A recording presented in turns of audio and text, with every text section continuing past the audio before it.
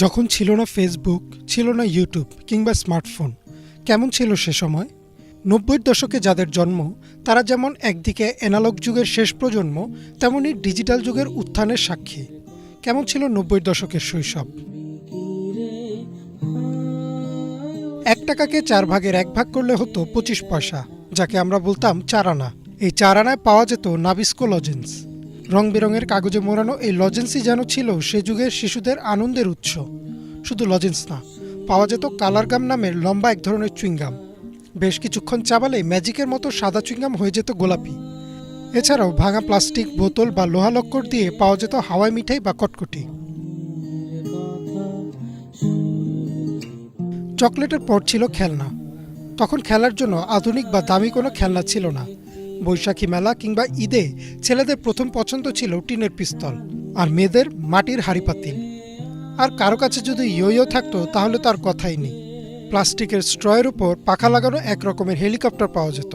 হাতে ঘষা দিলেই উড়ত সে হেলিকপ্টার। পাবজি, ফ্রুট নিনজা বা অ্যাংরি বার্ডস না, সে সময় আমাদের কাছে ভিডিও গেম মানে ছিল ব্রিক গেম। বিভিন্ন আকার আর রঙের হতো এসব গেম। তবে পকেটে কিছু টাকা থাকলে আর বাবা মাকে ফাঁকি দিতে পারলেই চলে যেতাম ভিডিও গেমের দোকানে। মোস্তফা, ফাইট 97 বা মারিও। ১ টাকার কয়েনেই বাজিমাত। তখন ছিল না অনলাইন র্যাঙ্কিং। ১ কয়েনে মোস্তফার ডাবল ড্রাগন বস মারতে পারলেই এলাকায় হইচই শুরু হয়ে যেত।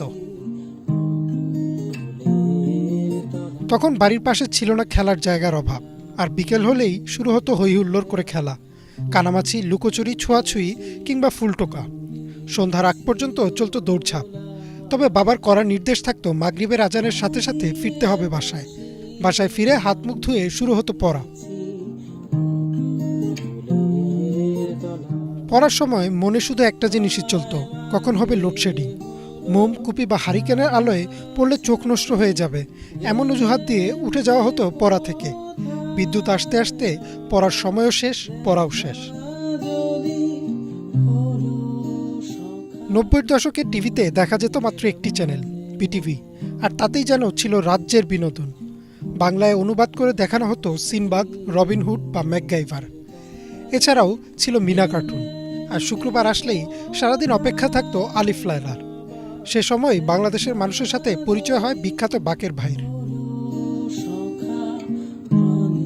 সেই সময়গুলোর কথা মনে হলে এখন শুধুই আসে দীর্ঘশ্বাস। কেউ হয়তো অতীতে ফিরে যেতে চাইবে, কেউ আবার সেই সময়ের কথা স্মরণ করে নিজ মনেই হেসে উঠবে। তবে ৯০ দশকের জন্ম নেওয়া শিশুরাই হয়তো প্রকৃত অর্থে উপভোগ করে